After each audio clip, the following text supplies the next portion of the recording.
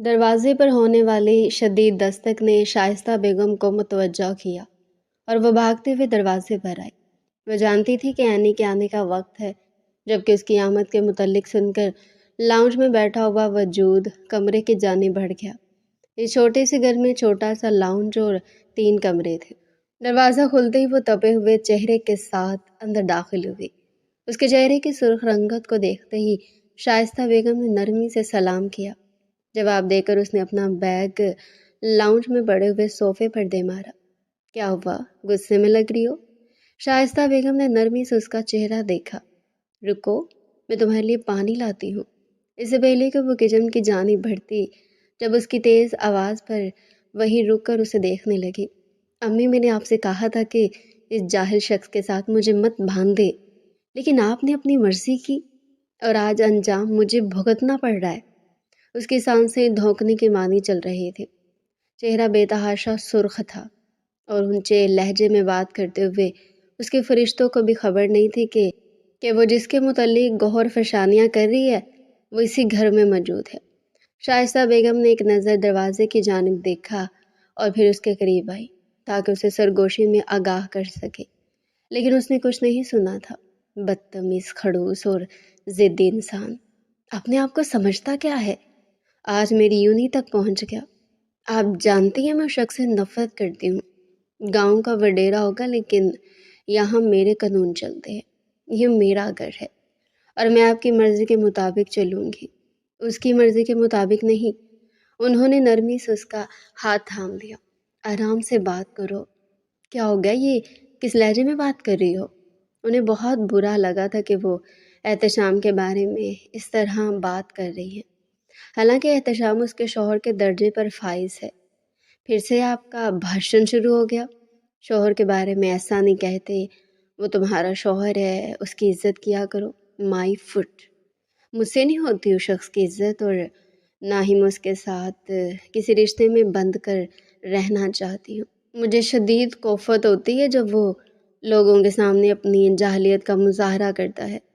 آج کے دور میں ایسا کون کرتا ہے؟ یہ نہ پہنو، وہ نہ پہنو، وہاں نہ جاؤ، یہ میری زندگی ہے۔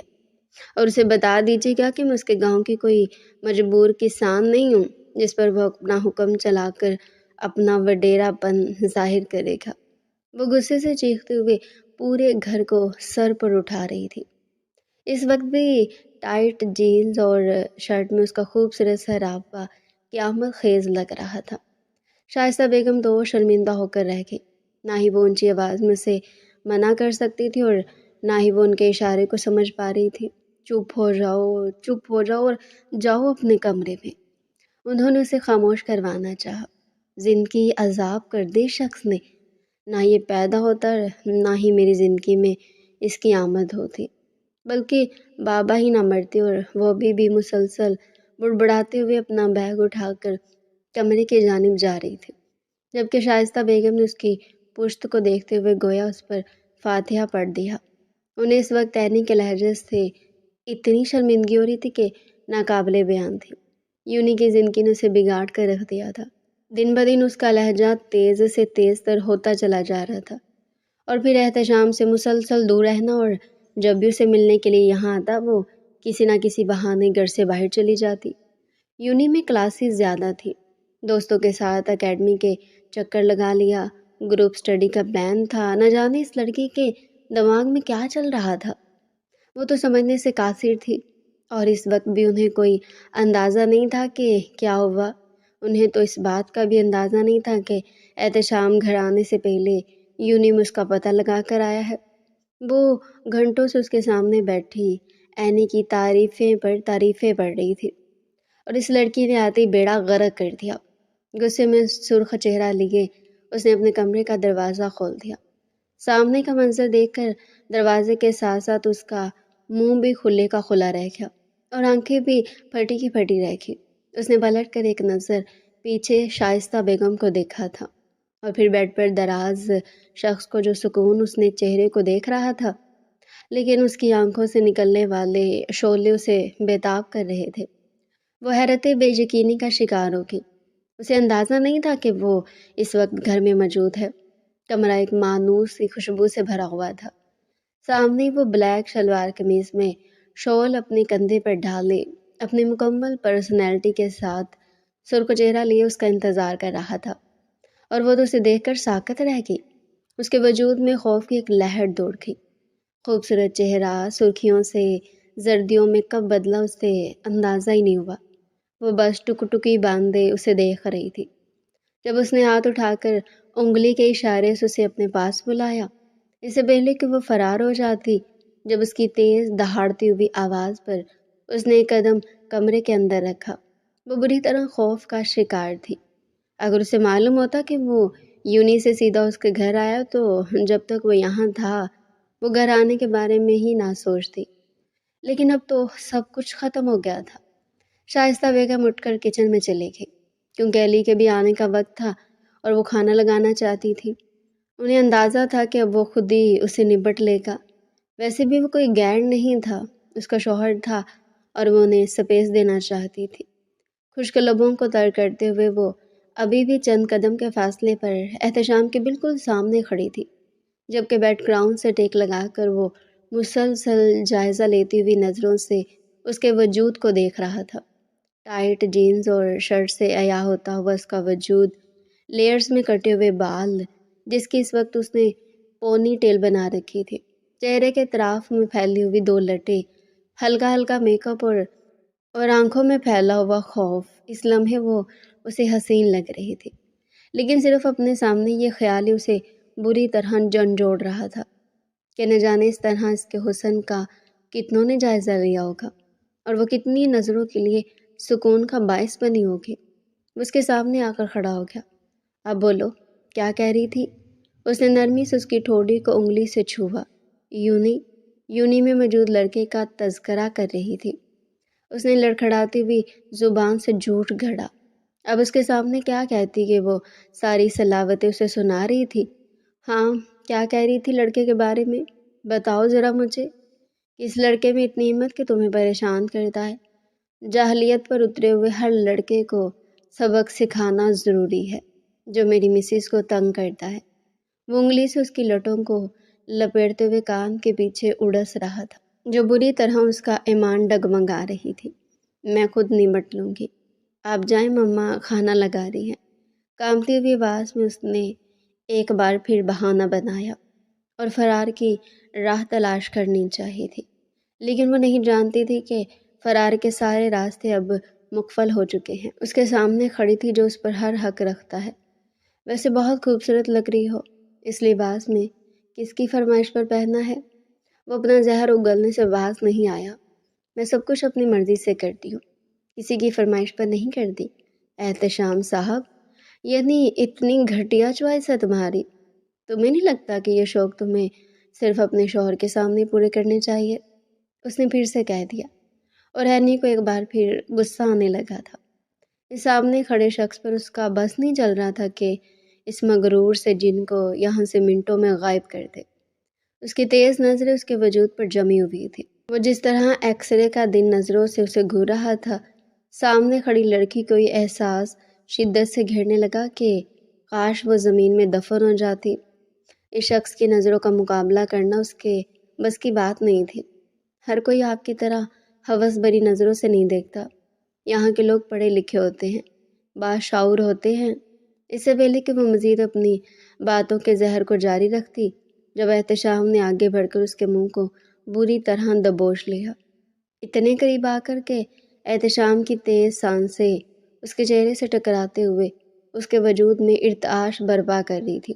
اس کا دل بری طرح دھڑک رہا تھا اور احتشام کی آنکھیں سرخ ہوتی چلی جا رہی تھی۔ یعنی اپنے شوہر کی آنکھیں تمہیں ہوس زدہ لگتی ہیں؟ وہ بالکل سرگوشی کر رہا تھا اور عینی کے وجود میں سنسناہٹ دوڑ گئی۔ میں تو حق رکھتا ہوں ہوس بھری نظروں سے دیکھنے کا، حق ظاہر نہیں کر پا رہا یہ الگ بات ہے، اگر تم چاہو تو وہ بھی۔ اس نے آنکھ دباتے ہوئے اس کے چہرے کو مکمل سرخ کر دیا تھا۔ وہ پل بھر میں اسے دہکیلتے ہوئے دور ہو گئی۔ اس کی سانسیں بری طرح بکھر چکی تھی۔ احتشام کی گرفت، اس کا یوں دبوچ لینا اس کی سمجھ سے باہر تھا۔ وہ تو نازک سی شہری چڑیا تھی جسے آج تک کسی نے سخت الفاظوں سے بھی آشنا نہیں کروایا۔ کو جا کے سخت پکڑ سے اسے قید کر لینا، لیکن پھر بھی اس نے خود کو احتشام کے سامنے مضبوط رکھا تھا۔ آج کے بعد مجھے چھونے کی کوشش مت کیجیے گا۔ اس نے انگلی دکھائی اور اس کی اٹھی ہوئی انگلی کو تھام کر احتشام نے اسے ایک بار پھر اپنے قریب کھینچ لیا۔ اب اس کی پشت احتشام کے وجود سے لگی تھی، اس کی گردن کے اطراف پر اپنی سانس بکھیرتے ہوئے اس کے بالوں کو سمیٹ رہا تھا، اور پھر انہیں گول گھماتے ہوئے جوڑے کی شکل دے کر اس کا رخ اپنی جانب کر لیا۔ کچھ بھی کہنے سے پہلے یہ سوچ لیا کرو کہ تم احتشام خان سے مخاطب ہو۔ یہ چیلنج، یہ مقابلے بازی تمہیں مہنگی پڑ سکتی ہے۔ اینی کو اس کی حرکتوں پر بے تحاشا غصہ آ رہا تھا۔ اس سے پہلے کہ وہ اسے مزید اپنے قریب کرتا، جب دروازے پر دستک ہوئی اور شائستہ بیگم اندر داخل ہوئی، وہ فوراً ایک دوسرے سے علیحدہ ہو کے وہ اپنے چہرے پر نرم تاثرات سجائے یوں کھڑا تھا جیسے ابھی کچھ ہوا ہی نہیں، اور اینی کے چہرے کی سرخیاں ہی غائب نہیں ہو رہی تھی۔ اس نے ایک سرخ نظر احتشام کے چہرے پر ڈالی اور پھر اپنی ماں کو دیکھا تھا۔ احتشام بیٹا، میں نے کھانا لگا دیا ہے، اور اینی تم بھی جلدی آ جاؤ۔ پھپھو جان، کھانا تو میں کھا لیتا ہوں، لیکن آپ جلدی فری ہو جائیں اور اینی کے ساتھ مل کر اس کی پیکنگ کر لیں۔ ہم نے طے کر لیا کہ یہ میرے ساتھ حویلی جائے گی، اس نے ٹھنڈے ٹھار لہجے میں کہتے ہوئے اینی کے سر پر بم پھوڑ دیا تھا۔ وہ حیرت سے اچھلتے ہوئے اسے دیکھنے لگی۔ کیا؟ کس نے کہا ہے؟ کون چاہ رہا ہے؟ شائستہ بیگم بھی بے یقین سی سوالیہ نظروں سے احتشام کا چہرہ دیکھ رہی تھی۔ میری بیوی میرے ساتھ رخصت ہو کر جا رہی ہے، جلدی سے کھانا کھانے کے بعد پھپھو کے ساتھ مل کر پیکنگ مکمل کر لو، وہ کہتے ہوئے وہاں سے چلا گیا، اور وہ بری طرح بھڑک گئی تھی۔ میں اس شخص کے ساتھ نہیں جاؤں گی، میں آپ کو بتا رہی ہوں، میں اس کے ساتھ ہرگز نہیں جاؤں گی۔ اس نے اپنے سر کو تھام رکھا تھا اور شائستہ بیگم اسے دیکھے جا رہی تھی، جو اب ہلکی سرگوشی میں بات کر رہی تھی کہ دوبارہ احتشام کی سماعتوں سے یہ بات ٹکرا کر اس کے لیے وبال جان نہ بن جائے۔ شائستہ بیگم چپ چاپ کمرے سے باہر چلی گئی۔ وہ خود احتشام سے تفصیلی بات کرنا چاہتی تھی۔ ابھی رخصتی باقی ہے بیٹا، اس طرح وہ تمہارے ساتھ نہیں جائے گی۔ وہ بریانی کھاتے ہوئے بالکل بے تاثر چہرہ لیے ان کی بات انہماک سے سنتا رہا۔ آپ کو پریشان ہونے کی ضرورت ہی نہیں ہے، اچھی طرح دیکھ چکا ہوں کہ وہ جس لہجے میں آپ سے بات کرتی ہے نا، اس کے چال چلن، اس کے رنگ ڈھنگ، یقیناً اگر اسے بابا اس حالت میں دیکھ لیتے تو… اس نے دانستہ طور پر بات کو ادھورا چھوڑ دیا اور شائستہ بیگم شرمندگی سے سر جھکا گئی۔ جب سے اس کے بابا کی ڈیتھ ہوئی تھی اور اس نے یونی جوائن کی تھی، تب سے اس کے رنگ ڈھنگ بدلنے لگے تھے، حالانکہ انہوں نے کتنی اچھی تربیت کی تھی۔ اس بات سے ہر ایک واقف تھا کہ وہ خود بھی بہت نرم رویہ اختیار کیے ہوئے سلجھی ہوئی خاتون ہے، لیکن اینی کی بغاوت انہیں شرمندہ کر دیتی تھی۔ آپ کو مجھ پر یقین ہے نا پھپھو؟ وہ میری منقوہ ہے، بیوی ہے وہ میری، میں اس کے لیے کبھی برا نہیں چاہوں گا، وہ میرے پاس رہے گی۔ رہی بات رخصتی کی، تو رخصتی زمانے کے بنائے ہوئے اصول و ضوابط ہیں۔ اسلام صرف نکاح کو مانتا ہے، اور میں اس وقت اسے اپنے ساتھ لے کر جا رہا ہوں تاکہ اسے یہ احساس ہو کہ وہ میری امانت ہے۔ ٹیبل پر بیٹھا ہوا علی چپ چاپ کھانا کھا رہا تھا۔ شائستہ بیگم جانتی تھی کہ وہ احتشام کی موجودگی میں کھانا کھانے نہیں آئے گی، اس لیے پلیٹ میں بریانی نکال کر خود ہی اس کے کمرے میں چلی گئی، اور وہ فریش سے حلیے میں منہ پر بیزاری سجائے ہوئے صوفے پر لیٹی ہوئی تھی۔ آڑی ترچھی انہوں نے آنکھیں دکھاتے ہوئے کھانا ٹیبل پر رکھا اور پھر اس کا بیگ پیک کرنے لگی۔ سیریسلی امی، آپ مجھے بھیج رہی ہیں؟ وہ ان کے قریب آ کر بیٹھ گئی۔ میں تمہیں نہیں بھیج رہی، بلکہ احتشام تمہیں لے کر جا رہا ہے، وہ شوہر ہے تمہارا۔ اس کی ماں نے ہری جھنڈی دکھا دی اور وہ اپنے سر کو تھام کر رہ گئی۔ اس نے ایک لقمہ بھی اپنے حلق سے نہیں اتارا تھا۔ کچھ ہی دیر کے بعد احتشام کمرے میں داخل ہوا اور اس کے بیگ کے ساتھ ساتھ اس کا ہاتھ بھی تھام لیا تھا۔ بہت بڑی غلطی کر رہے ہیں آپ، بہت بڑی غلطی، اور اس کا ازالہ بری طرح سے بھگتنا پڑے گا۔ وہ دھمکی دینے سے باز نہیں آئی۔ خدا حافظ پھپھو، جلدی چکر لگا لیں، بابا آپ کے لیے اداس تھے۔ شائستہ بیگم سے پیار لینے کے بعد وہ گاڑی میں آ کر بیٹھ گیا۔ وہ بری طرح رو رہی تھی، شدت کے ساتھ روتے ہوئے بیزاری سے احتشام کے چہرے کو دیکھ رہی تھی۔ آج کا دن ہی اس کے لیے منحوس ثابت ہوا۔ وہ ہرگز نہیں جانتی تھی کہ اس وقت جب اپنے دوستوں گروپ کے ساتھ ہی آؤٹنگ پلان کرتے ہوئے یونی سے باہر نکلی تو اس نے یونی کے گیٹ پر ہی کھڑی ہوئی شاندار سی گاڑی کو دیکھ کر پتہ لگا لیا تھا کہ احتشام یہی ہے۔ اس بات کو تو اسے اندازہ تھا کہ آج وہ ان کے گھر آنے والا ہے، اور اسی بات کی وجہ سے اس نے دوستوں کے ساتھ مل کر آؤٹنگ پلان کر لی۔ لیکن وہ گاڑی کے ساتھ جب اسے ٹیک لگائے کھڑا نظر آیا تو اس کے ہاتھ پاؤں وہی شل ہو گئے۔ اس کی دھڑکن بے ترتیب ہونے لگی تھی۔ وہ وہیں کھڑی رہ گئی جب ساتھ کھڑی رابعہ اور سدرا نے گویا اپنی آنکھوں کو جھپکنا ہی بلا دیا۔ یہ ہینڈسم بندہ کون ہے اور یہ تمہیں کیوں دیکھ رہا ہے؟ رابعہ نے جھکتے ہوئے اس کے کان میں کہا تھا۔ سیدھی کھڑی رہو ہینڈسم کی بچی۔ اس نے سرخ چہرے سے رابعہ کو ڈانٹا تو وہ فوراً سنبھل گئی۔ چلو چلتے اسے مکمل نظر انداز کیے وہ وہاں سے جانے لگی تھی جب وہ عین اس کے سامنے آ کر کھڑا ہو گیا۔ پشت پر ہاتھ باندھے وہ تفصیلی نظروں سے اس کا جائزہ لے رہا تھا اور اس کے چہرے کی بدلتی ہوئی رنگت سے سامنے کھڑی یعنی غافل نہیں تھی۔ اور یہ کس طرح کا حلیہ بنا رکھا ہے تم نے؟ اور یونی سے آف کے بعد کہاں جانے کا ارادہ رکھتی ہو؟ وہ تیز نظروں سے اسے دیکھتے ہوئے پوچھ رہا تھا۔ اس کی نظریں اس کی رعنائیوں پر جمی ہوئی تھی جبکہ اس کی نظروں کا ارتکاز سمجھتے ہوئے مکمل سرخ ہوگی۔ یہ میرے کزن ہے، تم لوگ چلو میں آتی ہوں۔ رابعہ اور سدرا کی حیرت دیکھ کر تو اسے مزید تپ چڑھ رہی تھی۔ وہ اسے یوں دیکھ رہی تھی جیسے کہ وہ آسمان سے اترا ہوا کوئی شہزادہ ہو جو ان کے سامنے آ کر کھڑا ہو گیا اور ان کی دھڑکنوں کو بے ترتیب کر دیا۔ اور حقیقت بھی یہی تھی کہ یہ یونی کی ایسی کون سی لڑکی نہیں تھی جس نے مڑ کر اس شہزادے کو نہیں دیکھا تھا یا جس کا روب اور پرسنالٹی کسی کے دل پر اثر نہیں کر رہی تھی۔ یہ آپ کا مسئلہ نہیں ہے، پلیز جائیں یہاں سے، اس نے بے دھڑک کہہ دیا اور احتشام مسکراہٹ اچھالتے مزید اس کے قریب آ گیا۔ کچھ زیادہ تیز لہجہ تمہارا، اسے دیکھتے ہوئے طنز کر رہا تھا جبکہ بحری یونی میں وہ احتشام کے ہاتھوں ذلیل نہیں ہو سکتی تھی۔ یہاں اس کے دوست تھے، اس کی اچھی امیج تھی۔ آپ پلیز جائیں یہاں سے، اگر آپ چاہتے ہیں کہ ہمارے رشتے میں کوئی دراڑ نہ آئے تو اب یہاں کوئی تماشا نہیں لگائیں گے، اس نے احتشام کو دیکھتے ہوئے ملتجی لہجے میں کہا۔ ہمارا رشتہ اتنا کمزور نہیں کہ کوئی بھی بات اس میں دراڑ پیدا کر دے گی، اور دوسری بات اپنا لہجہ اور حلیہ بدلو۔ وہ ویسے گوگلز آنکھوں پر چڑھائے کھڑا تھا۔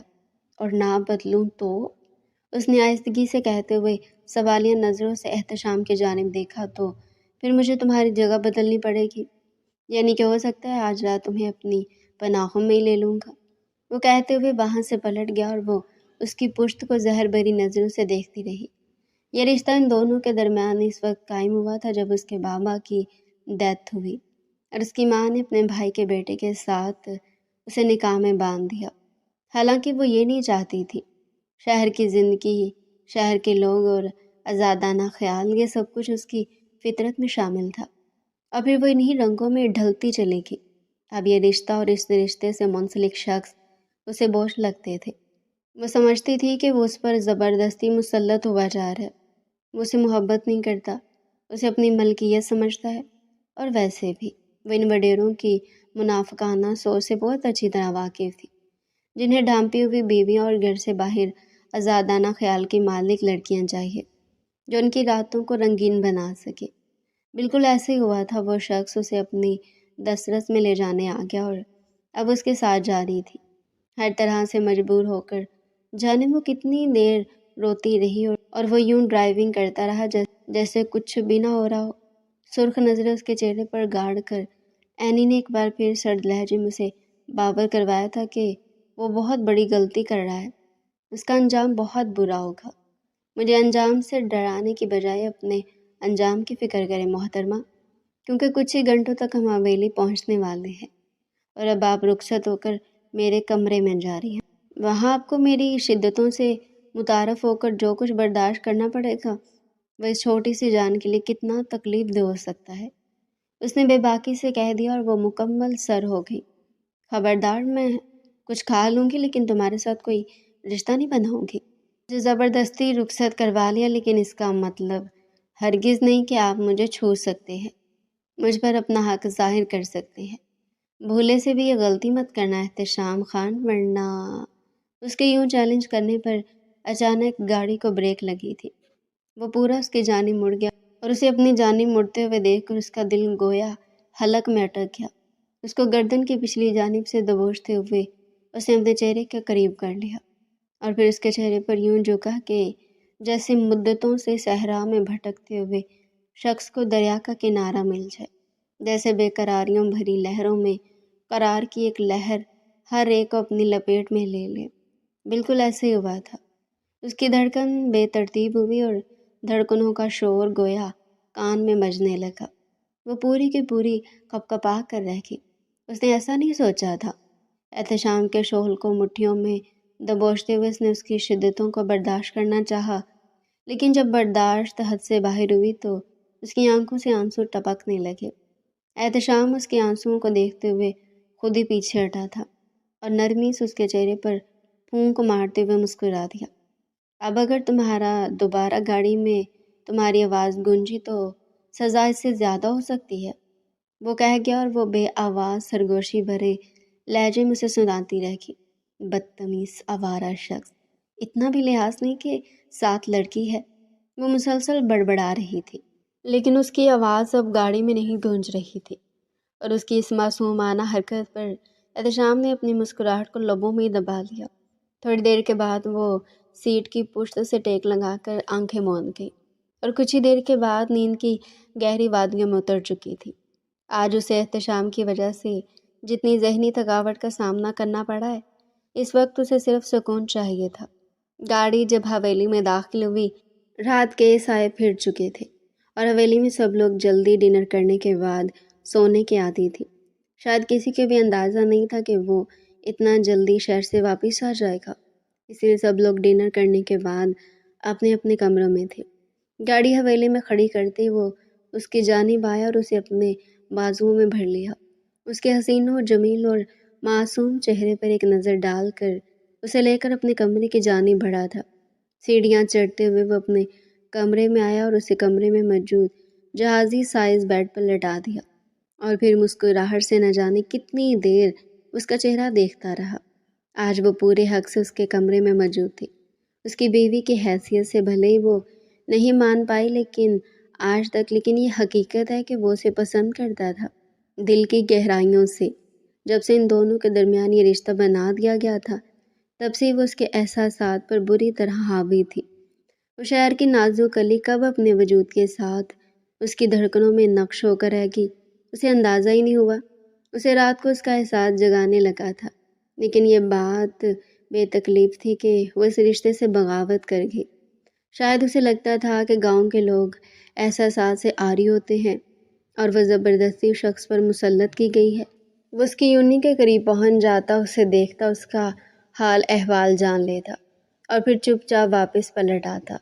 بے قرار دل کو قرار بخشنے کے لیے یہ سب ضروری تھا، اور کبھی کبھی تو وہ شائستہ بیگم کو فون کرنے کے بعد ان کے گھر آ جاتا اور شائستہ بیگم بھی اس کے آنے سے نہال ہو جاتی تھی۔ اب پھپھو کا ان کے علاوہ تھا ہی کون؟ ان کا ایک بیٹا علی جو ابھی چھوٹا تھا، اس لیے پھپھو کے گھر کی ساری ذمہ داری کو اس نے اپنے کندھوں پر اٹھا رکھی تھی۔ جب سے ان کے شوہر کی ڈیتھ ہوئی تھی، ان کے سسرال والے تو یوں منہ موڑ گئے جیسے کہ اپنے شوہر کی وفات کی ذمہ دار وہ تھی، اور جب بھی اس کی آمد کے بارے میں سنتی وہ ہمیشہ گھر سے غائب ہو جاتی۔ پہلے احتشام کو محسوس ہوا کہ شاید وہ اس سے خوفزدہ ہے، لیکن اب آ کر اسے حقیقت کا علم ہوا تھا، اور اس ٹیڑھی لڑکی کو سدھارنا وہ بہت اچھی طرح جانتا تھا۔ اسے بے تاب سی نظروں سے دیکھتے ہوئے اس کے قریب بیٹھ گیا۔ بند آنکھوں کے باوجود اس کے چہرے پر اتنی معصومیت تھی کہ وہ بے اختیار اس کا چہرہ دیکھتا رہا۔ بکھرے ہوئے بال تکیے پر پھیلے ہوئے تھے۔ اس نے جھکتے ہوئے گردن سے اس کی خوشبو کو اپنے وجود میں اتارا اور جیسے پورا وجود مہک اٹھا تھا۔ میں تم سے محبت کرتا ہوں، اتنی شدت کے ساتھ کہ شاید تم کبھی اندازہ نہ لگا پاؤ، لیکن یہ سچ ہے۔ جب بھی مجھ سے پوچھا جائے گا تو سیدھا منہ پر مکر جاؤں گا، کیونکہ میں جانتا ہوں کہ میری بےتابی اور محبت کی شدت محترمہ کو سر چڑھا دیں گی۔ ویسے بھی اچھی خاصی بگڑی ہوئی ہے۔ اس کے کان میں ہلکی سی سرگوشی کرتے ہوئے وہ اٹھا اور فریش ہونے چلا گیا۔ وہ جانتا تھا کہ اس نے دوپہر بھی اپنے حلق سے ایک نوالا نہیں اتارا اور اس وقت بھی وہ بھوکی سو گئی ہے۔ सो कुछ देर वो टेरेस पर टिका रहा और फिर आकर बेड पर लेट गया। वो चाहता था कि वो उठे, खाना खाए और उसके बाद सो जाए, लेकिन वो गहरी नींद में थी और वो भी उसके करीब आकर बेड पर लेटा और फिर गहरी नींद में उतर गए। तकरीबन 10 बजे के करीब ही भूख के एहसास से उसकी आँख खुली। उसने करवट बदली और अपनी बंद आँखों को खोला और फिर पट से आंखें खोलकर उठकर बैठ गई। इधर उधर देखते हुए उसने कमरे का जायजा लिया था। वह इस वक्त अपने शौहर के कमरे में मौजूद थी। एक बदमज़गी सी उसके चेहरे पर छा गई। कमरा जितनी नफासत से सजाया गया था, यह एहसास ही उसे घेर रहा था कि वो रात भर एक शख्स के पास ही रही, उसकी दस्तरस में। उसने खुद को जायजा लेते हुए नज़रों से देखा, लेकिन कुछ भी बदलाव नहीं था और इस वक्त वो कमरे में नहीं था। फ्रेश होने के बाद वो नीचे उतर आई। उसका बैग भी कमरे में मौजूद था। वो नहीं जानती थी कि उसने अपने घर वालों को क्या बता रखा होगा। बस उसे इतना मालूम था कि यहाँ आने के बाद उसने हर हाल में उस शख्स का जीना ख़राब करना है और उसे इतना जलील करना है कि वो ना सिर्फ उसे घर से निकाल दे बल्कि अपनी ज़िंदगी से भी आज़ाद कर दे। और नाश्ते की टेबल पर आई तो मुमानी के साथ उसकी मुलाकात हुई। वह चाहते हुए भी वो उनके साथ बदतमीज़ी से पेश नहीं आई, क्योंकि वो अच्छी तरह जानती थी कि मामू की फैमिली के उसकी माँ पर कितने एहसानात है। अगर उसे नफ़रत थी तो सिर्फ इस एक शख्स से, इस रिश्ते से नहीं थी। राशिदा बेगम शायद पहले उसकी आमद के बारे में जानती थी। छोटे मामू की फैमिली, बच्चे कॉलेज और यूनिवर्सिटीज़ चले गए थे और वो शख्स कहाँ था, उसके मुतालिक वो नहीं जानती थी। और फिर बातों बातों में उसने शाइस्ता बेगम से पूछ ही लिया। उस वक्त तो एहतशाम अपने बाबा के साथ मर्दान खाने में होता है। आज तुम्हारे मामू इलाके का जायज़ा लेने के लिए बाहर है तो एहतशाम कुछ मेहमानों के पास बैठा है, थोड़ी देर में आ जाएगा। उसका दिल चाहा कि वो उनसे पूछे कि एहतशाम ने उसके आने के बारे में क्या बताया है, लेकिन उनका रवैया इतना नर्म व मुलायम था कि वो चाहने के बावजूद कुछ नहीं पूछ पाई। उसने शाइस्ता बेगम की मदद से नूरी से कहलवा दिया कि उसका सामान दूसरे कमरे में मुंतकिल कर दिया जाए, क्योंकि यूं हस्बैंड के साथ रहना बिल्कुल अच्छा नहीं लग रहा। और हैरत ज़दा बात ये थी कि शाइस्ता बेगम भी कायल हो गई। उन्होंने फ़ौरन नूरी से कहकर उसका सामान दूसरे कमरे में मुंतकिल करवा दिया था और अब वो पुरसुकून थी। सारा दिन वो इसी कमरे में रही और शाम ही उसकी मुलाकात मामू जान से हुई और उनके साथ बैठा हुआ एहतशाम भी काफ़ी डिफरेंट लग रहा था। पहलवानों जैसी बॉडी और बेहतरीन कदो कामत, जवानी उस पर टूट कर बरसी थी। इस वक्त भी शर्ट से उसके बाजू नुमायां हो रहे थे और माथे पर बिखरे हुए बालों के साथ वो न जाने कितनी देर इन हमाक से उसे देखती रही, जबकि एहतशाम को अंदाज़ा हो रहा था कि वो उसे देख रही है। सो आंख दबाते हुए उसे अपनी बेबाकी से सुर्ख कर गया। उसने गड़बड़ाते हुए फ़ौरन अपनी नज़रों का रुख मामू के चेहरे की जानिब मोड़ लिया। उसे हल्के फुल्के सवालात कर रहे थे और जवाबात दे रही थी। हवेली का माहौल काफ़ी सख्त था। यहाँ पर किसी को भी मर्दान खाने में जाने की इजाज़त नहीं थी, ख़ास तौर पर जब मर्दान खाने में मेहमान मौजूद हों। घर की औरतों का बगैर दुपट्टे के बाहर निकलना बहुत बुरा समझा जाता। घर में एहतशाम की छोटी बहन अनाया और दूसरी मामू की फैमिली के बच्चे थे, जो कि उम्र में उनसे छोटे थे। उनका बड़ा बेटा 10 साल का था, आर्यान, और छोटा बेटा ज़ियान 8 साल का। और वो फैमिली हवेली के दूसरे पोर्शन में आबाद थी। मामू और मुमानी के सामने तो उसने शराफत के रिकॉर्ड तोड़ दिए, लेकिन फिर भी वो उनके सामने भी शर्ट ट्राउज़र में मलबूस रहती। एहतशाम को उसकी वजह से शर्मिंदगी होती थी, लेकिन फिर वो खामोशी इख्तियार कर लेता, क्योंकि वो जानता था कि वो सिर्फ उसे दिखाने के लिए सब कुछ करती है। उसके शिफ्ट हो जाने के फैसले पर भी वो खामोश हो गया, लेकिन उसे बावर करवाना नहीं भूला था कि वो उसे सिर्फ चंद कदम की दूरी पर है। किसी भी वक्त वो उसके कमरे में आकर अपना हक वसूल कर सकता है। उसे ज़्यादा दूर नहीं है, इसलिए ये समझने की गलती हरगिज़ ना करे कि वो उससे दूर चली गई है और वो उस पर अपनी दस्तरस कायम नहीं कर सकता, जबकि उसकी वो उसे जलती नज़रों से देखती रही। लेकिन ये भी सच था कि एहतशाम का खौफ उसकी नस नस में भरा हुआ था। वो जानती थी कि वो सिर्फ कहने सुनने वाली बातें नहीं करता, बल्कि करके दिखाता है। इसलिए सोने से पहले دروازوں اور کھڑکیوں کو بہت اچھی طرح دیکھ لیتی۔ ناراضگی کی وجہ سے اس نے شائستہ بیگم سے رابطہ بالکل ختم کر دیا۔ وہ انہیں جتانا چاہتی تھی کہ وہ ان سے کتنی ناراض ہے۔ اس روز اسے حویلی میں آئے ہوئے تقریباً ایک ہفتہ گزر چکا تھا اور وہ شدید بوریت کا شکار تھی۔ یونی سے مسلسل چھٹیاں ہو رہی تھی اور وہ نہیں چاہتی تھی کہ وہ یہاں رہ کر اپنی ترتیب خراب کرے۔ اسے جلد سے جلد یہاں سے نکلنا تھا۔ حالانکہ اس نے ہر ہتھ کنڈا آزما لیا، بدلحاظی، زبان درازی، اپنی مرضی کے کپڑے پہننا، چاہے اسے جتنا ٹوکتا رہتا لیکن پھر بھی وہ اپنی منمانی کرتی اور بالآخر اس کے ڈانٹنے پر چینج کر لیتی۔ لیکن پھر بھی وہ اسے ہر صورت زیچ کرنا چاہتی تھی۔ لیکن وہ ابھی تک صبر کا دامن تھامے ہوئے تھا۔ جب اس روز وقار صاحب اور راشدہ بیگم کسی ضروری تقریب کے سلسلے میں حویلی سے باہر تھے، اس روز بھی وہ مردان خانے میں تھا اور مردان خانے میں جانے سے سختی سے پابندی عائد تھی۔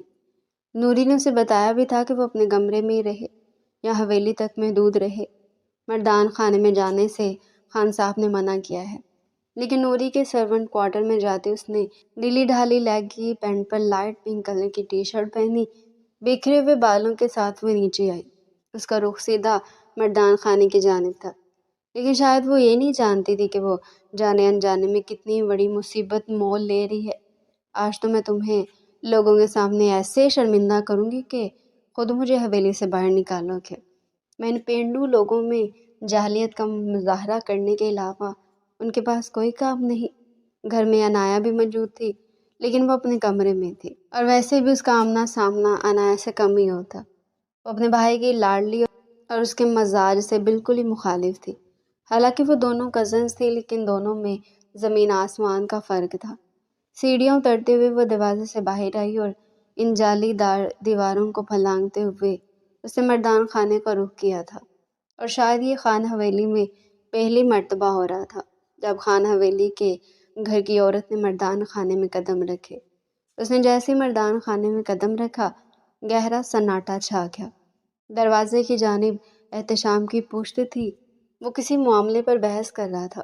اس کے سامنے موجود کچھ اسی علاقے سے تعلق رکھتے کچھ ساتھ والے گاؤں سے اس وقت ایک اہم معاملہ زیر بحث تھا، اور تقریباً مردان خانہ مردوں سے بھرا ہوا تھا۔ دروازے میں کھڑے ہو کر اس نے سب کو دیکھا۔ ڈارلنگ، اگر یہاں پر معاملات ختم ہو گئے تو کمرے میں آ کر تھوڑا ٹائم مجھے بھی دے، اس نے کہہ دیا، اور احتشام کی گویا سانس ہی گلے میں اٹک گئی۔ وہ وہیں ساکت بیٹھا رہ گیا۔ وہاں موجود مرد ایک دوسرے کو دیکھنے لگے۔ جب اس نے فوراً پلٹ کر دیکھا تھا اور اس کے قدموں تلے سے زمین نکل گئی، اور جس حلیے میں مردان خانے میں آئی تھی یہ احتشام خان کے لیے مر مٹنے کا مقام تھا۔ اور پھر جس طرح بے باکی سے چلتی ہوئی اس کے قریب آئی اور اس کی چال بازی پر وہ سلگتی ہوئی نظروں سے اسے دیکھتا رہ گیا۔ تم یہاں کیا کر رہی ہو؟ اس نے سرگوشیانہ لہجے میں چبا چبا کر کہا تھا، لیکن وہ بس اسے دیکھتی رہ گئی۔ کیا مطلب کیا کر رہی ہوں؟ آپ کو بلانے کے لیے آئی ہوں، بیوی ہوں آپ کی، اتنا حق تو رکھتی ہوں کہ کچھ فرصت کے لمحات آپ سے مانگ لوں۔ خدا جانے اس میں اتنی ہمت کہاں سے آ گئی تھی۔ لیکن وہ جس طرح لہراتے ہوئے بات کر رہی تھی نا، شوخ نظروں سے اسے دیکھتے ہوئے مسکرا رہی تھی اور پھر جتاتے ہوئے لہجے کے ساتھ اس کے قریب آ کر اسے چھو رہی تھی، احتشام کی نظروں میں سرخی اتر آئی۔ سوچ بھی نہیں سکتا تھا کہ وہ اس حد تک چلی جائے گی۔ اس نے بازو سے پکڑ کر اسے باہر نکلنے کے لیے کہا۔ اس نے پلٹ کر وہاں موجود مردوں کی جانب ایک بار بھی نہیں دیکھا تھا۔ اس کی عزت رائگاں چلی گئی۔ لوگ اس کے بارے میں کیا سوچتے، اسے اس بات سے فرق تو نہیں پڑتا تھا، لیکن معاملہ اس کی عزت کا تھا اور یقیناً وہ اس علاقے کا عزت دار مرد تھا۔ اس نے جھنجھوڑتے ہوئے اسے مردان خانے سے باہر نکالا اور پھر اسے خود ہی گھسیٹتے ہوئے حویلی کے اندر لے کر آیا تھا۔ پہلی بار اسے اس قدر شدید غصے میں دیکھ کر اس کے قدم ڈگمگائے۔ چھوڑیں مجھے، چھوڑیں، اب بات اپنی عزت پر آئی تو غصہ کس لیے آ رہا ہے آپ کو؟ آج تک خود بھی تو یہی کرتے آئے ہیں، مجھ پر حق جتانا، مجھ پر اپنی مرضی مسلط کرنا، اور مجھے ایسے یونی سے گھسیٹ کر گھر لے جانا چاہتے تھے۔ سوچے مجھ سے منسلک لوگوں کے سامنے میری عزت کیا رہ جاتی ہوگی۔ وہ دیکھتی جا رہی تھی۔ انایا فوراً کمرے سے باہر نکل آئی اور گھر کے ملازمین بھی متوجہ ہوئے تھے، لیکن اس وقت احتشام پر جنون سوار تھا۔ وہ اس کی بدتمیزیوں کو متواتر برداشت کر رہا تھا۔ وہ مسلسل اپنی حد پار کرتی جا رہی تھی، لیکن وہ پھر بھی خاموش تھا، یہ سوچتے ہوئے کہ وہ اسے موقع دے دے، اسے محبت سے اپنے پاس رکھے۔ یہ سچ تھا کہ وہ شائستہ بیگم سے بے تحاشا محبت کرتا تھا، اور اس نے عہد لے رکھا تھا ان سے کہ وہ ان کی امانت کو ہمیشہ سمیٹ کر اپنے پاس رکھے گا۔ لیکن جو حالات آج اس نے دیکھے وہ حقیقت میں بھی بھٹ چکا تھا۔ اسے کمرے میں لانے کے بعد اس نے کمرہ لاک کر دیا۔ اسے بیڈ پر دھکیلتے ہوئے وہ سرخ نظروں سے اسے دیکھ رہا تھا، اور پہلی بار اس کے وجود میں شدید کپکپاہٹ دوڑ گئی۔ وہ جلدی سے اٹھتے ہوئے سے دور ہو گئی۔ میرے قریب مت آنا احتشام۔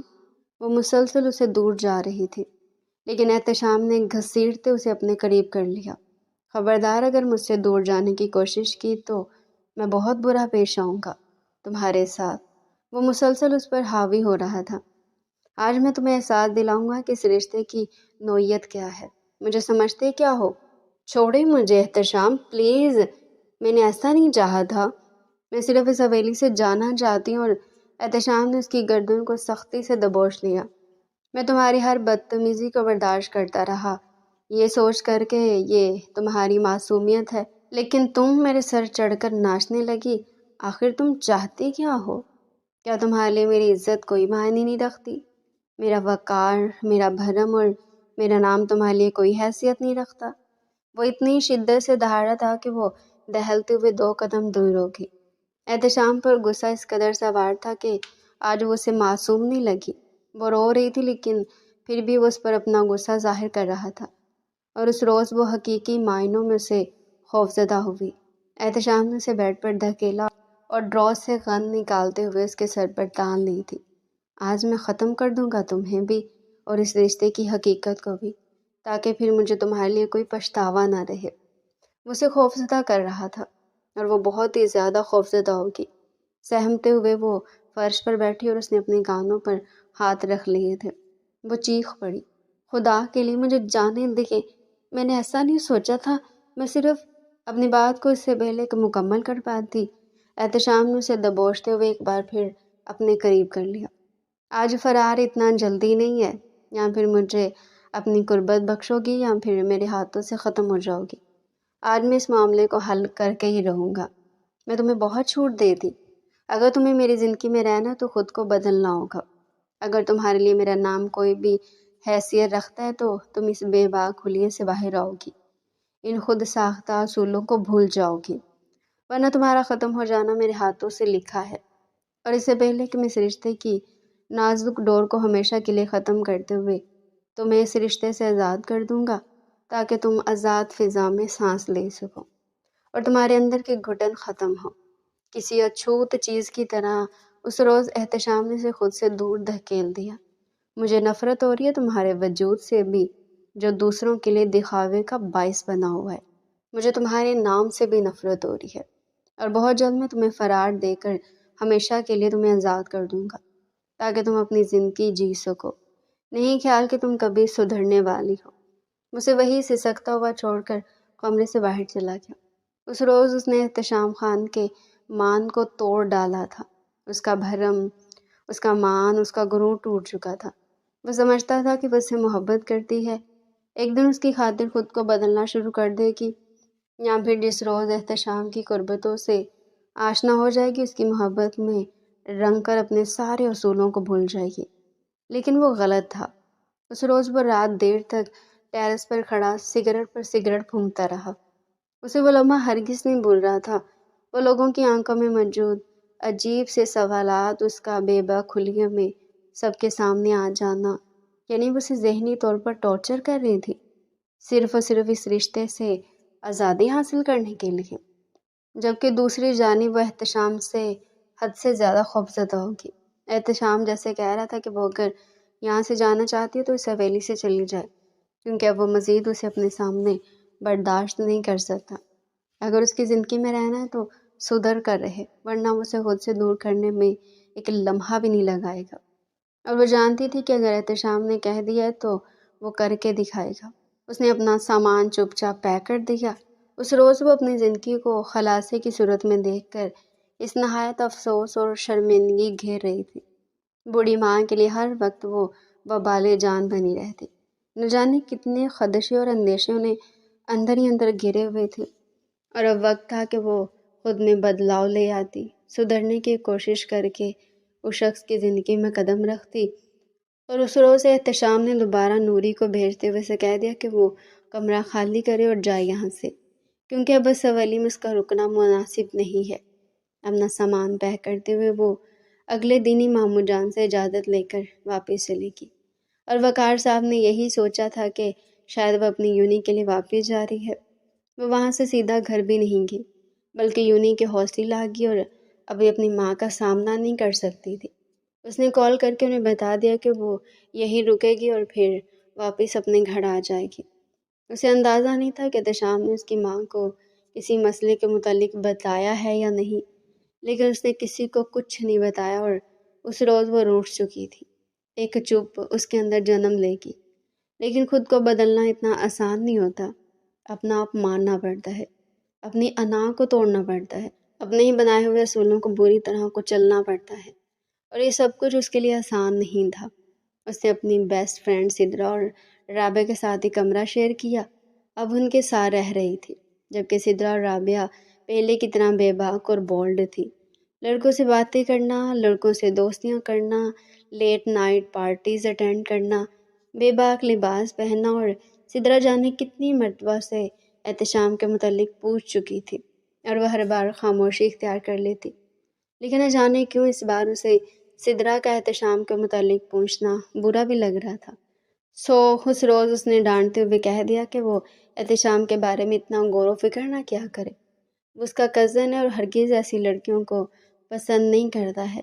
सिद्रा ने इतराते हुए अपने बालों को पुश्त पर बखेर दिया। क्यों पसंद नहीं करता? ज़रूर पसंद करेगा। बस मुझे उससे मिलवा दो एक बार। और सामने बैठी हुई एनी तो सरता पैर सुलग गई। पहली बार इस एहसास से शिद्दत से उसे घेरा था कि कोई उसके सामने एहतशाम का नाम लेते हुए उसे छीनने की कोशिश कर रहा था। हालांकि ये सिर्फ चंद हफ्ते पहले की बात थी, जब वो खुद मन्नत मानते हुए कहती थी कि वह शख्स उसकी ज़िंदगी से चला जाए। हर वक्त फजूल बातें मत किया करो, इस तरह किसी के बारे में कुछ भी बोल देती हो। बेहतर है अपने काम से काम रखा करो। किसी की ज़ाती ज़िंदगी में तुम मदाखलत का कोई हक नहीं है। वो सुर्ख चेहरे के साथ कहते हुए उठकर वहाँ से चलेगी। न जाने उसे इतना गुस्सा किस बात पर आ रहा था। दिल बुरी तरह बेचैन हो रहा था। छत पर आकर वो मुंह पर हाथ रखे हुए रो पड़ी। इतने दिन हो चुके उसे यहाँ से आए हुए, वो घर भी वापस नहीं गई। यकीनन उसे मालूम तो होगा कि वो हॉस्टल में रुक गई है। गुस्सा किया, हवेली से भेज दिया और रिश्ता तोड़ने की भी बात की। मोहतरम एक बार कॉल करके पूछ तो सकते थे ना कि वो नाराज़ तो नहीं है, या फिर मना ही लेते। खुद से बड़बड़ाते हुए न जाने वो कितनी देर टहलती रही। शाइस्ता बेगम के साथ वो रोज़ कॉल पर बात कर लिया करती, लेकिन चंद मिनट की बात करने के बाद कॉल डिस्कनेक्ट कर देती। और ना ही शाइस्ता बेगम हवेली वालों के मुतल्लिक कोई बात करती और ना ही वो खुद ही एहतशाम का तज़किरा करती। अब उसे शिद्दत से इस बात का इंतज़ार था कि एहतशाम को उसे खुद कॉल करेगा, उसे बात करेगा, या फिर उनके घर आएगा, उसे हवेली मिलने आएगा। वो जो पहले उसे मिलने से कतराती थी, उसके आने पर नफ़रत में मुब्तला होकर घर ही छोड़ जाती, अब बुरी तरह उसके इंतज़ार में मगन थी। उसे पता ही नहीं चला कि कब सिद्रा ने उसके मोबाइल से एहतशाम का नंबर निकाल दिया और उसे राब्ता भी कर लिया। ये तो शोमई किस्मत जब उस रोज़ वो सीढ़ियाँ उतरते हुए सिद्रा की बातों को सुन चुकी थी। सिद्रा वालहाना पद में इजहार मोहब्बत कर रही थी। जब से मैंने आपको देखा है तब से ही मैं बेताब हूँ।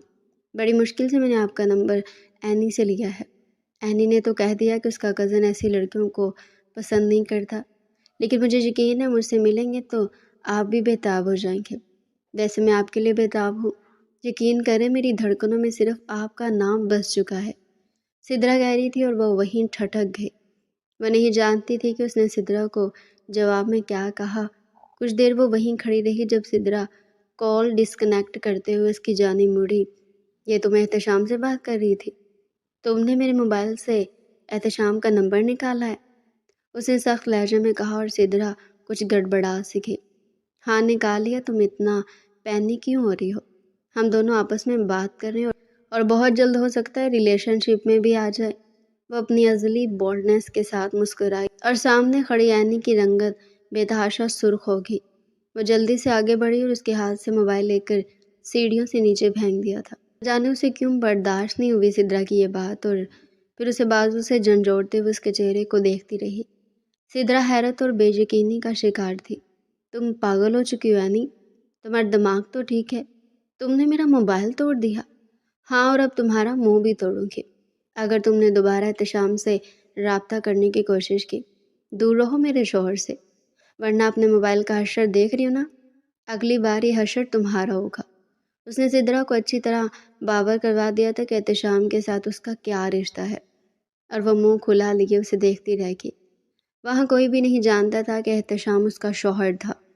اس رات بھی وہ دیر تک روتی رہی۔ اسے احتشام سے یہ امید نہیں تھی کہ وہ کسی بھی لڑکی سے بات کر لے گا۔ ناراضگی اپنی جگہ، لیکن وہ اس کی بیوی تھی، وہ اس کا حق یوں لوگوں میں نہیں بانٹ سکتا تھا۔ اسے اپنا کمرہ بھی سدرا اور رابعہ سے الگ کر لیا۔ وہ اب سدرا کی شکل بھی نہیں دیکھنا چاہتی تھی۔ تقریباً ایک ہفتہ گزر چکا تھا اور شائستہ بیگم نے اسے رابطہ نہیں کیا۔ جب اس شام اس نے خود شائستہ بیگم سے رابطہ کیا۔ آپ کہاں ہیں؟ آپ کو اپنی بیٹی کی یاد نہیں آتی؟ اس نے کال اٹینڈ کرتے ہی شکوہ کر دیا، اور شائستہ بیگم کی مسکراتی آواز اس کی سماعتوں سے ٹکرائی۔ میں 2 دن پہلے حویلی آئی ہوں، اس لیے تم سے رابطہ نہیں کر پائی۔ یہاں نکاح کی تقریب کی تیاریاں چل رہی ہیں تو اس لیے بہت مصروف ہوں۔ وہ حیران رہ گئی۔ کس کا نکاح امی؟ دل سوکھے پتے کی مانند پھڑپھڑایا تھا اور بے یقینی سے اس کا سارا وجود ہی سماعت بن گیا۔ تم نہیں جانتی؟ احتشام سے تمہارا رابطہ نہیں ہوتا؟ انہوں نے پوچھ لیا اور اس کا دل دھڑک اٹھا۔ وہ اس کی ضد میں آ کر نکاح کر رہا تھا، وہ بھی کسی اور کے ساتھ۔ اس نے فوراً ہی موبائل آف کرتے ہوئے گود میں رکھ لیا۔ اپنے گھٹنوں پر سر رکھ کر وہ رو دی۔ ویسا کیسے کر سکتا تھا؟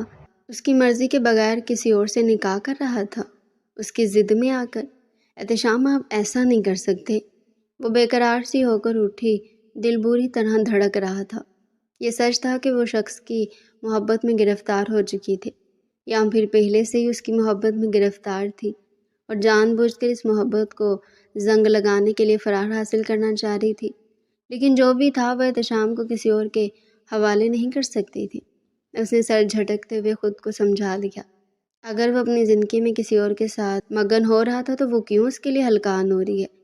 لیکن حقیقت تو یہ تھی کہ اس کی راتوں کی نیند اڑ چکی تھی، دل بے چینی کا شکار تھا۔ اس نے دوبارہ شائستہ بیگم سے کال کر کے پوچھ لیا کب ہے نکاح، اور انہوں نے کہہ دیا کہ 2 دن بعد۔ اسے تو اپنی ماں کی باتوں پر بھی افسوس ہو رہا تھا، جو اپنی بیٹی کا خود اپنے ہاتھوں سے کسی اور کے ہاتھوں میں دے رہی ہے۔ انہیں اندازہ نہیں تھا کہ وہ ایسا کرے گی۔ تیاریوں کے متعلق وہ شائستہ بیگم سے پوچھتی رہی اور پھر کال ڈسکنیکٹ کر دی۔ اتنی ہمت نہیں تھی کہ خود احتشام کے نمبر پر کال کر کے اسے پوچھ لیتی۔ اسے اس بات کا خوف تھا کہ اگر اس شخص نے اسے کھری کھری سنا دی یا منہ پر ہی کہہ دیا کہ وہ اس کے ساتھ کوئی رشتہ نہیں رکھنا چاہتا تو وہ کیسے جی پائے گی۔ شائستہ بیگم نے اسے کہا تھا کہ وہ ضرور آئے، نکاح کی تقریب کو اٹینڈ کرے، بلکہ اپنے لیے شاپنگ بھی کر لے، اور سب لوگ اسے مات دلوانے پر تلے ہوئے تھے۔ مجھے سب کی ضرورت نہیں ہے، اس نے تڑخ جواب دیتے ہوئے کال کاٹ دی اور عہد کر لیا تھا کہ اب وہ شائستہ بیگم سے کبھی رابطہ نہیں کرے گی۔ اس روز جس روز نکاح تھا، اس کا دل بے چینی کا شکار تھا۔ بے چینی میں مبتلا ہو کر وہ بس یوں ہی ادھر ادھر ٹہلتی رہی۔ تو کیا یہ آسان تھا کہ وہ آج اپنے سامنے کسی اور کے حوالے کرنے جا رہی تھی اور برداشت کر لیتی؟ چند گھنٹے خود پر قابو پائے وہ کھڑی رہی۔ نکاح کی تقریب شام 6 بجے کی تھی، اور جب بات برداشت سے باہر ہوگی تو اس نے فوراً اپنی پیکنگ کر لی۔ کسی کے بتائے بغیر ہی وہ وہاں سے گاؤں جانے کے لیے نکل آئی تھی۔ پورا راستے وہ بےتابی کا شکار رہی، دل دھڑکتا رہا اور وہ بری طرح روتی رہی۔ احتشام کے نمبر پر وہ مسلسل کالز کرتی رہی، لیکن احتشام نے اس کی ایک کال بھی اٹینڈ نہیں کی۔ وہ کسی اور کا ہو رہا تھا، کسی اور کا ہاتھ تھام رہا تھا، یقیناً اس سے بیزار ہو چکا ہوگا۔ وہ تھی ہی تو ایسی۔ آج اس نے خود نیوی بلیو کلر کا ہی لانگ شرٹ اور اس کے نیچے چوڑی دار پاجامے کا انتخاب کیا۔ بڑے سے دوپٹے کو اوڑھتے ہوئے اس نے ہلکا سا خود کو تیار کرتے ہوئے بالکل وہی ٹچ دے دیا جس میں وہ شخص کو بہت خوبصورت لگتی تھی۔ وہ اکثر اسے کہا کرتا کہ وہ شدت سے خواہش رکھتا ہے کہ وہ اس کی مرضی کے مطابق ڈھل جائے۔ سو اس نے بھی کوشش کی کہ وہ خود کو اس کی مرضی کے مطابق ڈھال دے۔ دن بھر کے سفر کے بعد وہ تقریباً 5 بجے کے قریب ہی حویلی کے سامنے کھڑی تھی۔ حویلی میں واقع ہنگاموں، روشنی اور رنگوں کا شور برپا تھا۔ لوگ نکاح کو اٹینڈ کرنے کے لیے آئے تھے۔ وہ بس جلد قدم اٹھاتی حویلی کے اندر داخل ہوگی۔ اس نے نہیں سوچا تھا کہ وہ کبھی اس حیثیت سے بھی حویلی میں قدم رکھے گی۔ آنکھوں سے 2 آنسو لڑکتے ہوئے رخساروں پر بہنے کے لیے بےتاب تھے۔ بیگ کو کندھوں پر لپیٹ کر وہ اندر داخل ہوئی۔ سامنے سب مہمان اکٹھے تھے اور کونے میں کھڑا وہ 3 پیس سوٹ میں ملبوس شخص اس کی توجہ کا مرکز بنا۔ آج کتنے دنوں کے بعد اس نے اسے اپنے سامنے دیکھا تھا اور دل بےتابی کا شکار ہو کر دھڑک رہا تھا۔ آج وہ الگ ہی حلیے میں تھا۔ اس کے چہرے سے پھوٹتی ہوئی کشش عینی کو مزید بےتاب کر رہی تھی۔ نہ جانے اس کے اندر کیسے تیزی ابھری۔ وہ تیز رفتاری سے قدم اٹھاتے ہوئے سارے مہمانوں کو چیرتی چلے گئی۔ سب لوگ حیرت زدہ ہو کر اسے دیکھ رہے تھے۔ وہ بالکل احتشام کے سامنے جا کر کھڑی ہوگی اور احتشام بھی حیرت سے اس کی آنکھوں میں دیکھتا رہ گیا۔ سرخ آنکھوں کا احتشام کے چہرے پر گاڑے وہ اسے بس دیکھ رہی تھی، کسی پیاسے شخص کی طرح، اور پھر اس کے سامنے آ کر کھڑی ہوگی۔ سب لوگ اچھی طرح سن لیں، یہ میرے شوہر ہے اور میں ان کی بیوی ہوں، مسز اینی احتشام خان۔ اگر کسی نے میرے شوہر کی جانب آنکھ اٹھا کر دیکھا یا آج کی اس تقریب میں ان کا نکاح دوبارہ کسی کے ساتھ ہوا تو میں زندہ جلا دوں گی۔ سرخ چہرے کے ساتھ اس کی آنکھوں سے آنسو گر رہے تھے، جبکہ پشت پر کھڑے ہوئے شخص نے بامشکل اپنی مسکراہٹ کو لبوں میں دبا لیا۔ لوگ حیرت زدہ ہو کر اسے دیکھ رہے تھے۔ وقار صاحب بھی حیرت کا شکار تھے اور شائستہ بیگم بھی۔ یہ تم کیا کہہ رہی ہو؟ میں بالکل سچ کہہ رہی ہوں ماموں جان، یہ صرف میرے ہیں۔ آپ ایسا کیسے کر سکتے ہیں کہ اپنی بھانجی کی امانت میں خیانت کرنے کے بارے میں سوچیں؟ ٹھیک ہے، میں نے غلطی کی، میں سب کے سامنے معافی مانگتی ہوں، لیکن اب میں ان کی مرضی کے مطابق ڈھل چکی ہوں اور میرے علاوہ کسی سے نکاح نہیں کر سکتے۔ وہ بس نان سٹاپ بولتی چلی گئی۔ اپنے اندر کی ساری بھڑاس نکال کر اس نے احتشام کو دیکھا اور پھر اس کا گریبان پکڑ لیا۔ آپ صرف میرے ہیں، صرف میرے، اور آپ پر نظر رکھنے والی ہر چڑیل کو میں اپنے ہاتھوں سے برباد کروں گی۔ وہ بس اسے جھنجھوڑتے ہوئے کہتی رہی اور ساتھ ہی ساتھ بےتابی سے رو رہی تھی۔ جب احتشام نے اس کے چہرے کو اپنے ہاتھ کے پیالے میں لے کر اسے اپنے ساتھ لگا لیا، ایک مسکراہٹ سب کے چہروں پر دوڑ گئی اور وقار صاحب چلتے ہوئے اس کے قریب آئے اور پھر ہاتھ اٹھا کر اس کے سر پر رکھ دیا۔